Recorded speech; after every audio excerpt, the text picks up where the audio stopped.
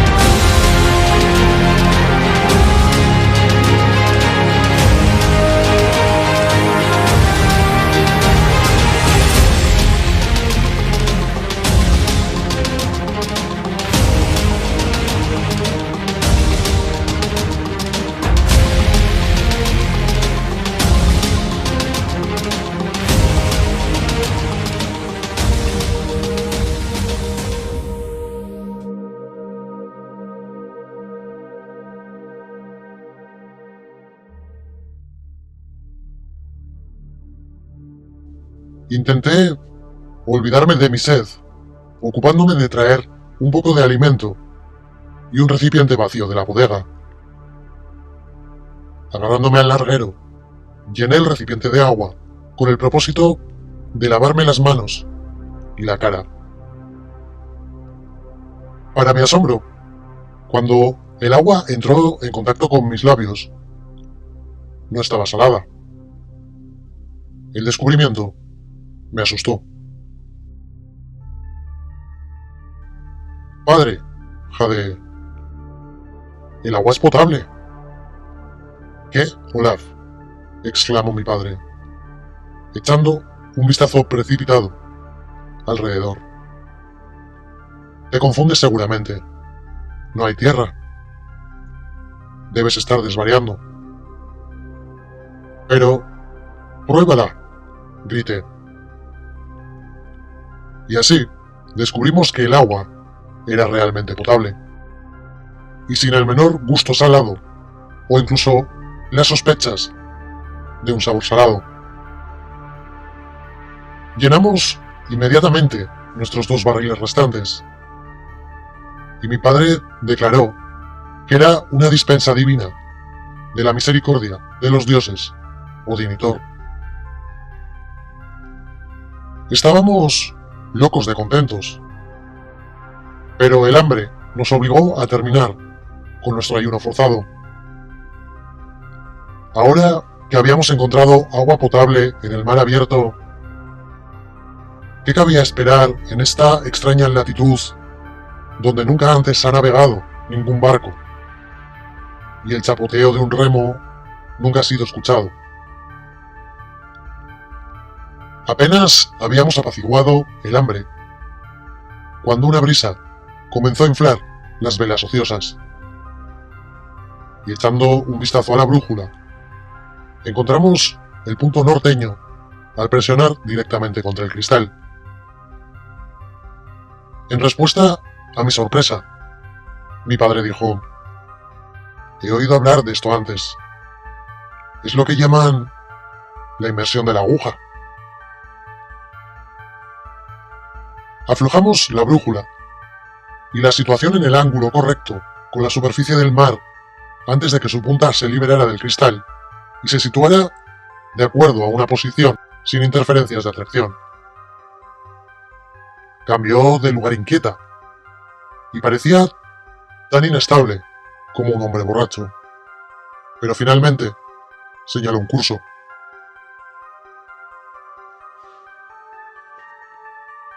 Antes de esto, pensamos que el viento nos llevaba a norte, por el noroeste.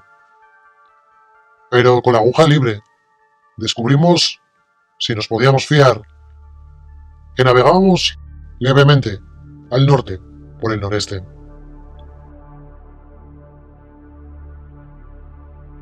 Nuestro curso, sin embargo, tendía siempre hacia el norte. El mar estaba serenamente calmado, con apenas una ola encrespada, y el viento, enérgico y alegre. Los rayos del sol, mientras que nos calentaban oblicuamente, nos proporcionaban una sosegada calidez. Y así el tiempo transcurría día tras día, y encontramos en las notaciones del cuaderno de bitácora que habíamos estado navegando 11 días desde la tormenta en el mar abierto. Por estricta economía, nuestro alimento se mantenía bastante bien, pero la verdad comenzaba a escasear.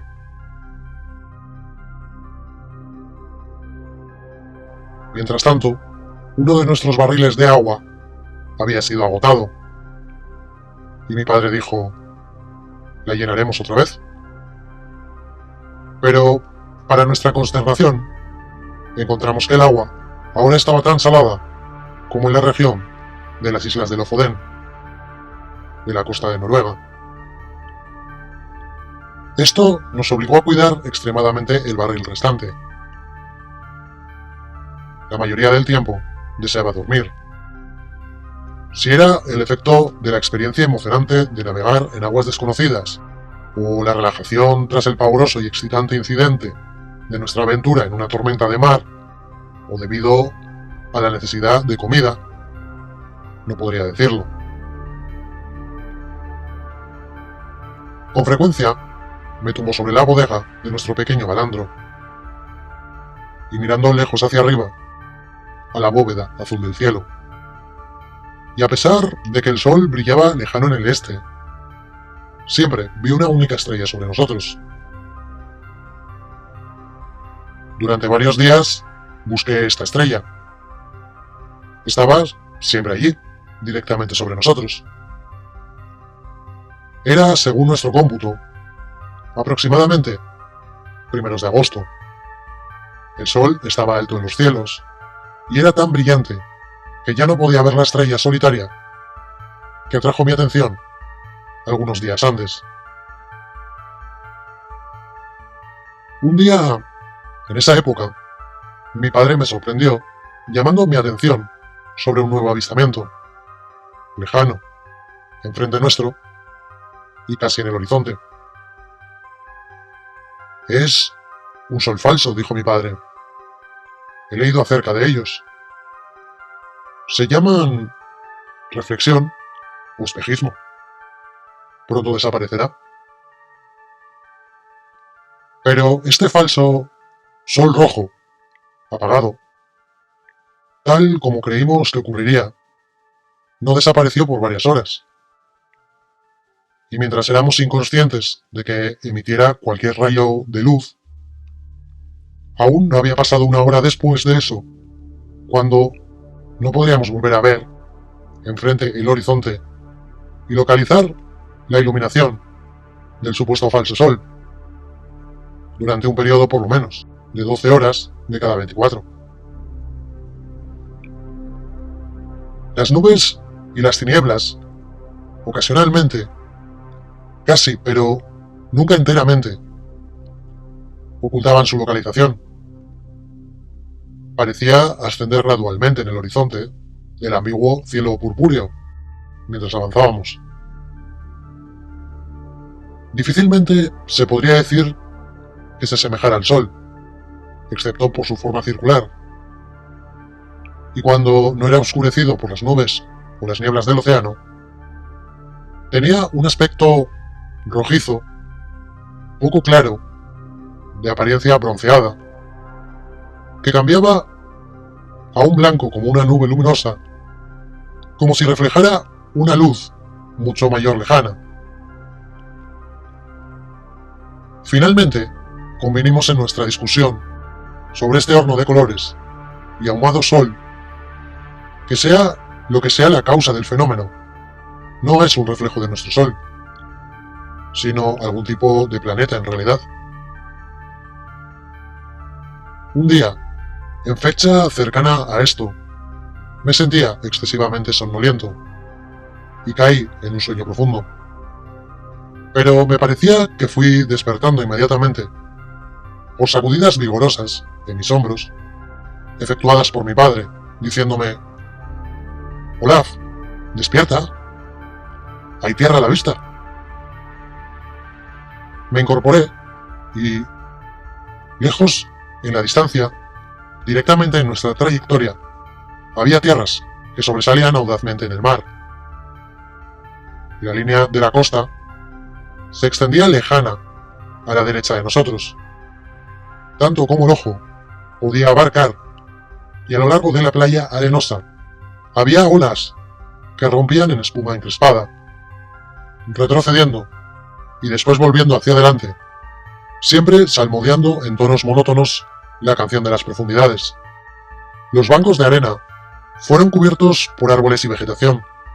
No puedo expresar mi sensación de euforia con ese descubrimiento. Mi padre permanecía inmóvil, con su mano en la caña del timón, mirando de frente y desahogando su corazón en plegaria agradecida a los dioses Odín y Thor. Mientras tanto, echamos al mar una red que encontramos en la estiba y cogimos algunos pescados que agregamos a nuestro cada vez menor almacén de provisiones. La brújula que habíamos asegurado, de nuevo en su lugar, por miedo a otra tormenta, todavía señalaba derecha al norte y apenas se movía en su eje, como si estuviera en Estocolmo. La inmersión de la aguja había cesado. ¿Qué podría significar?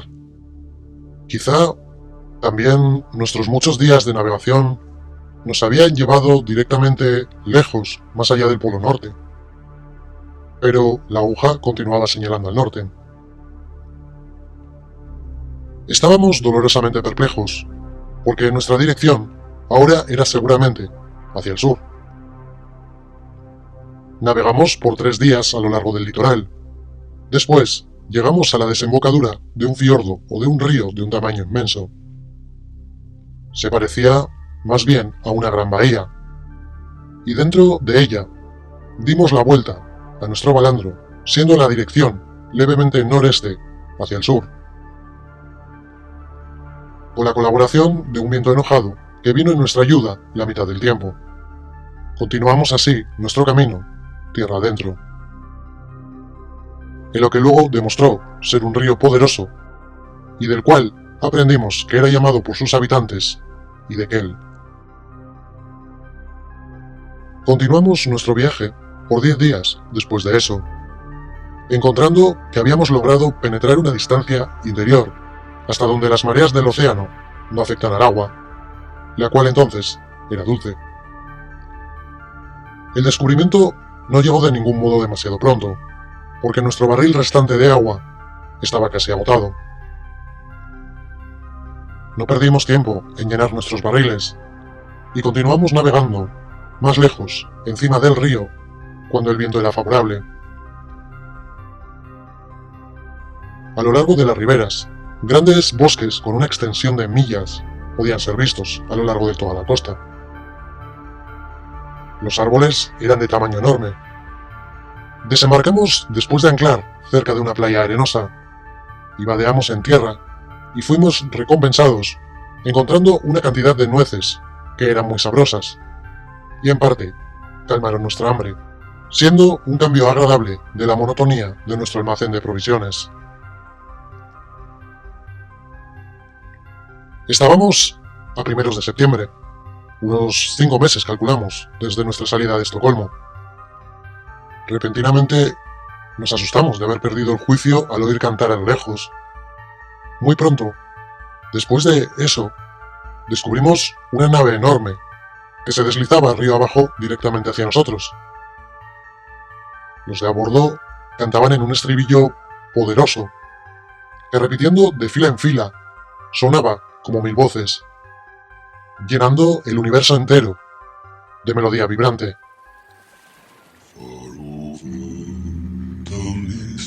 mountains cold, to dungeons deep and caverns old. We must away ere break of day to find our long forgotten goal.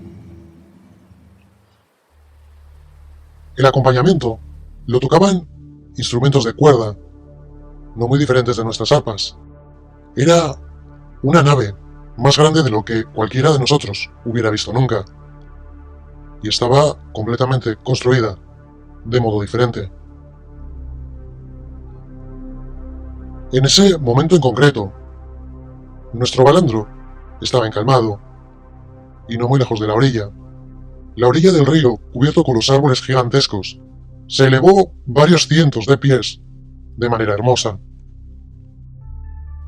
Nos parecía estar en el borde de algún bosque primaveral que se extendía, sin duda alguna, lejos en el interior. El inmenso navío se detuvo brevemente, y casi inmediatamente una barca fue bajada, y 6 hombres de estatura gigantesca remaron hacia nuestro pequeño balandro. Nos hablaron en una extraña lengua. Sabíamos por sus maneras, sin embargo, que no eran oscos. Hablaron mucho entre ellos, y uno de ellos rió desmedidamente, como si pensara que al encontrarnos un descubrimiento raro había sido hecho. Uno de ellos observaba nuestra brújula, y parecía interesarles más que cualquier otra parte de nuestro balandro. Finalmente, el líder hizo un gesto, como si preguntara si estábamos dispuestos a dejar nuestro barco para ir a bordo de su nave. ¿Qué opinas, hijo mío?, preguntó mi padre. No pueden hacer mucho más que asesinarnos. Parecen ser amablemente dispuestos, contesté. Aunque, qué gigantes terribles. Mira su gran tamaño. Podemos ir de buena gana, o ser llevados a la fuerza, dijo mi padre sonriendo, porque ciertamente pueden capturarnos. Acto seguido, les hizo saber con signos que estábamos preparados para acompañarlos. Pasados algunos minutos, estábamos a bordo de la nave, y 1 hora y media después, nuestro pequeño balandro había sido levantado materialmente, fuera del agua, por una extraña clase de gancho y aparejo, y colocado a bordo, como una curiosidad. Había varios cientos de personas a bordo de, para nosotros, esta descomunal nave, la cual descubrimos que se llamaba el Naz, que significaba, como aprendimos luego, placer, o dándole una interpretación más apropiada, barco de excursión placentera. Si los inquilinos de la nave nos observaban a mí y a mi padre, con curiosidad, esta extraña raza de gigantes nos ofrecía una igual cantidad de asombro. No había un solo hombre a bordo que no midiera completamente 3,70 metros de altura. Todos tenían barbas enteras, no particularmente largas, sino aparentemente de pelo corto. Tenían caras suaves y hermosas, excesivamente bellos, con los cutis rubicundos. El pelo y la barba de alguno eran negros, ojos rojizos, y todavía otros amarilleaban. El capitán, como designábamos al dignatario que mandaba en el gran navío, era una cabeza entera más alto que cualquiera de sus compañeros. Las mujeres tenían por término medio a partir de 3,30 o 3,40 metros de altura.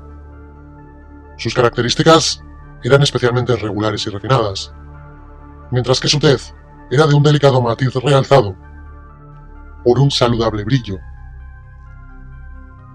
Los hombres y las mujeres parecían poseer esa peculiar educación, de manera que nosotros juzgamos una muestra de la buena crianza. Y a pesar de sus estaturas enormes, Allí nada sugería dificultad.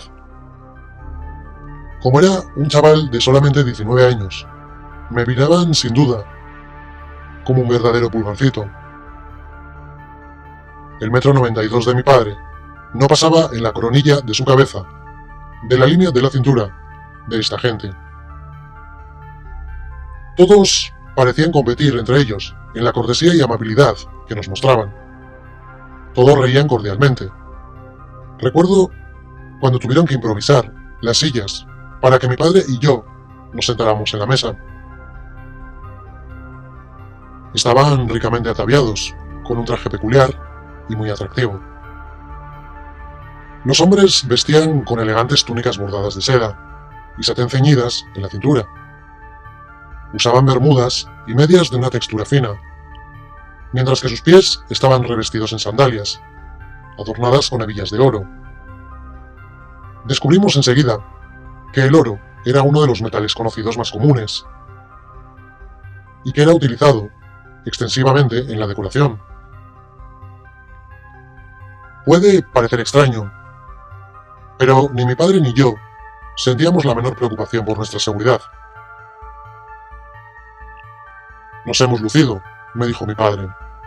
Este es el cumplimiento de la tradición que me contó mi padre y el padre de mi padre, y aún más por muchas generaciones de nuestra raza. Esta es, absurdamente, la tierra más allá del viento norte. Nos prepararon una fiesta, especialmente a cargo de uno de los hombres de Julio Galdea y de su esposa, con el fin de ser educados en su lengua, y por nuestra parte, estábamos tan impacientes de aprender como ellos de instruir. Al mando del capitán, el barco giró limpiamente y comenzó a recuperar su curso encima del río. La maquinaria sin ruido era muy poderosa. Las riberas y los árboles de ambos lados parecían apresurarse. La velocidad de la nave sobrepasó ocasionalmente la de cualquier tren ferrocarril en el cual haya montado nunca. Incluso aquí en América. Era maravillosa. Mientras tanto, habíamos perdido de vista los rayos del sol, pero encontramos una radiación dentro, emanando del sol rojo apagado, que había atraído ya nuestra atención, ahora emitiendo una luz blanca que se semejaba a un banco de nubes lejano delante de nosotros. Emitía una luz más intensa, diría, como 2 lunas llenas en la noche más clara. En 12 horas, esta nube de blancura dejaría de poder ser vista. Como si eclipsara, estas 12 horas siguientes se correspondieran con nuestra noche. Pronto vimos que esta gente era extraña, era devoto de esta gran nube de noche. Era el dios humeante del mundo interno. La nave fue equipada con un medio de iluminación que ahora creo que era electricidad. Pero ni mi padre ni yo éramos suficientemente expertos en mecánica para entender de dónde procedía la energía para hacer funcionar la nave, o mantener las suaves y hermosas luces que cumplían el mismo propósito que nuestros métodos actuales de alumbrar las calles de nuestras ciudades, de nuestras casas y de las oficinas. Debe recordar que la época de la cual escribo era en otoño de 1829, y en la superficie del exterior de la Tierra entonces no sabíamos nada, por decirlo así, de electricidad. La condición de sobrecarga eléctrica del aire era un vitalizador constante. Nunca me sentí mejor en mi vida que durante los 2 años que mi padre y yo residimos en el interior de la Tierra. Resumiendo mi narración de acontecimientos, la nave en la cual navegábamos paró 2 días después de haber subido a bordo. Mi padre dijo que por lo que él podía juzgar, estábamos directamente debajo de Estocolmo o de Londres. La ciudad que habíamos alcanzado se llamaba Jeju, que significaba puerto de mar. Las casas eran grandes, y construidas maravillosamente, y absolutamente uniforme en aspecto con todo sin parecido. La ocupación principal de la gente parecía ser la agricultura. Las laderas estaban cubiertas con viñedos, mientras que los valles eran dedicados al crecimiento del grano. Nunca vi tal exhibición de oro. Estaba por todas partes. Los marcos de las puertas estaban decorados con, y las mesas chapeadas, láminas de oro. Las bóvedas de los edificios públicos eran de oro. Era utilizado lo más abundantemente posible en los acabados de los grandes templos de la música. La vegetación crecía en exuberancia pródiga, y la fruta, de todas las clases, poseía el más delicado sabor. Los racimos de uva eran de entre 1 y 1,5 metros de longitud. Cada uva era tan grande como una naranja, y las manzanas más grandes que la cabeza de un hombre caracterizaban el crecimiento maravilloso de todas las cosas en el interior de la tierra. Los grandes árboles de la secoya de California serían considerados meros arbustos, comparado con los bosques de árboles gigantes que se extienden por kilómetros y kilómetros en todas las direcciones. En muchas direcciones a lo largo de las colinas de las montañas, vimos vastos rebaños de ganado vacuno durante el último día de viaje por el río. Oímos hablar mucho de una ciudad llamada Edén, pero nos quedamos en Yehú por un año entero. Después de ese tiempo, habíamos aprendido a hablar bastante bien la lengua de esa raza de gente extraña. Nuestros instructores, Julio Galdea y su esposa, exhibieron una paciencia que era en verdad encomiable.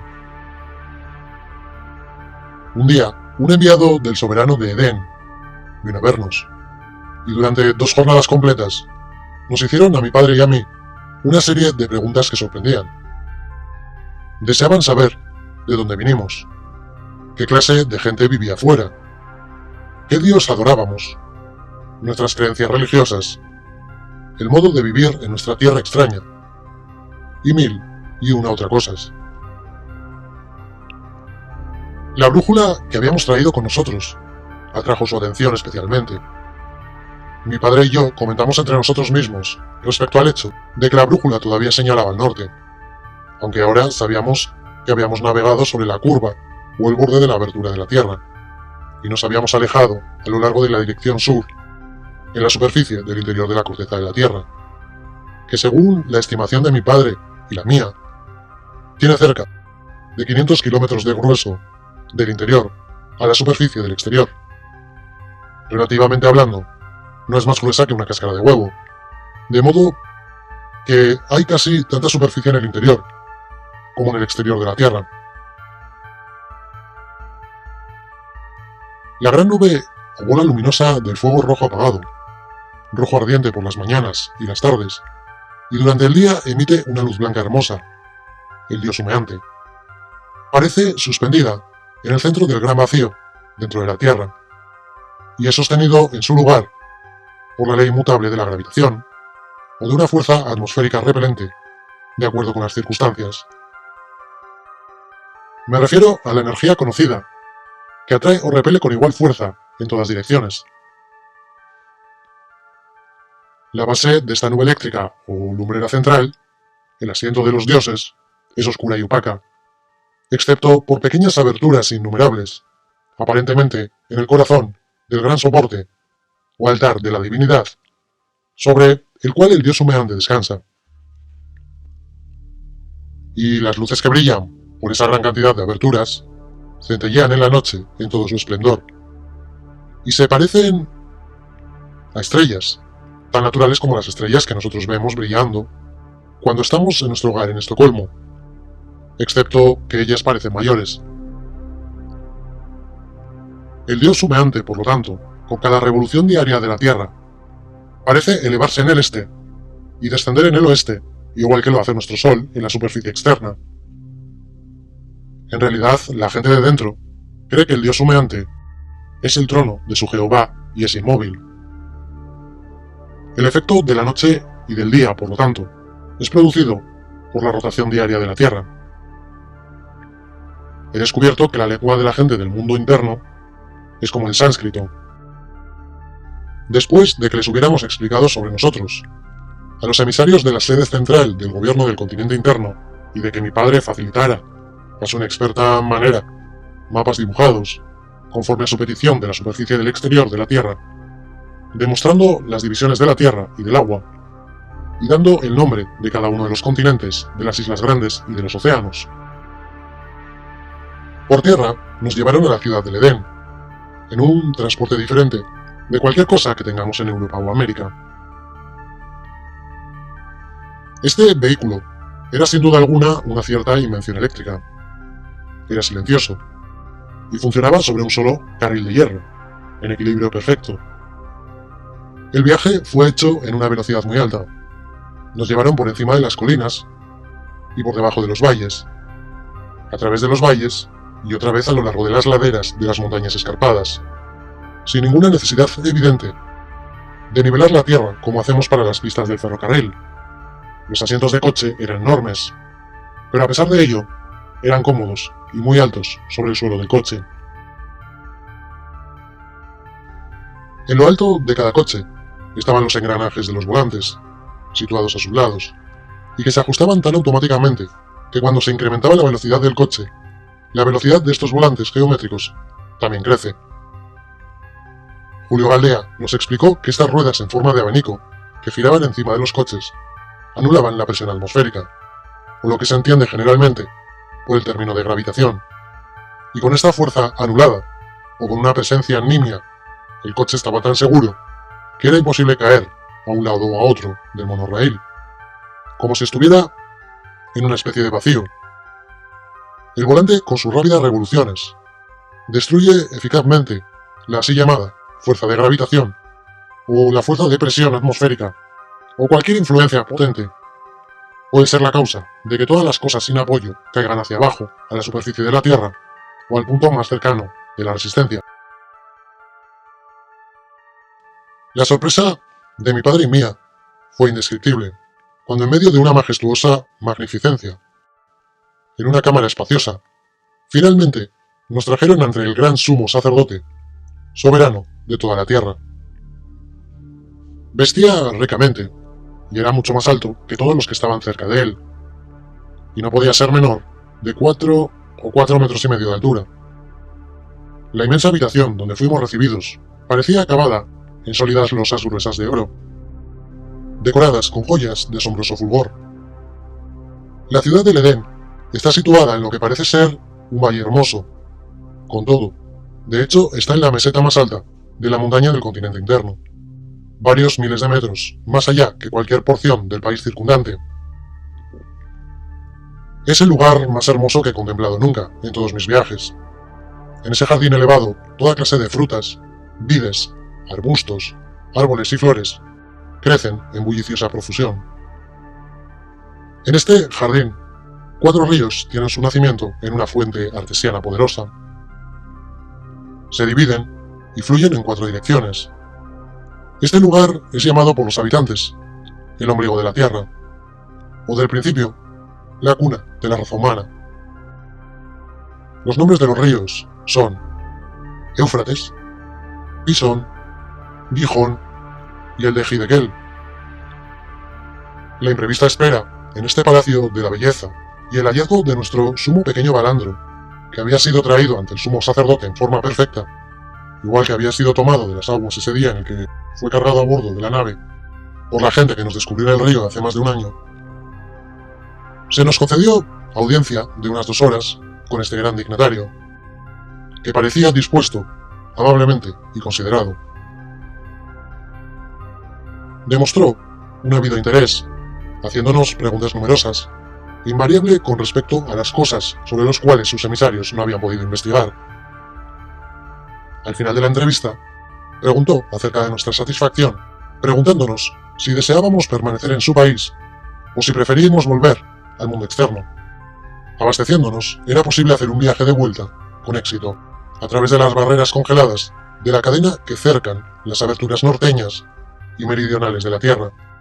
Mi padre contestó: Nos satisfaría a mí y a mi hijo visitar tu país y ver a tu gente, tus universidades, palacios de la música y del arte, tus grandes campos, tus maravillosos bosques de árboles. Y después de que hayamos tenido este privilegio agradable, debemos tener el gusto de intentar volver a nuestro hogar en la superficie del exterior de la Tierra. Mi hijo es solo un niño, y mi buena esposa estará cansada de aguardar nuestra vuelta. Me temo que nunca podrás volver, contestó el principal sumo sacerdote, porque el camino es sumamente peligroso. Sin embargo, visitarás los diversos países con Julio Galdea como vuestro acompañante, y acuérdate de cada cortesía y amabilidad. Cuando quiera que estéis preparados para intentar el viaje de vuelta, te aseguro que tu barco, el cual está aquí exhibiéndose, será puesto en las aguas del río Idequel, en su desembocadura, y tú pedirás a tu Dios que sea veloz. Así terminó nuestra única entrevista con el sumo sacerdote o soberano del continente.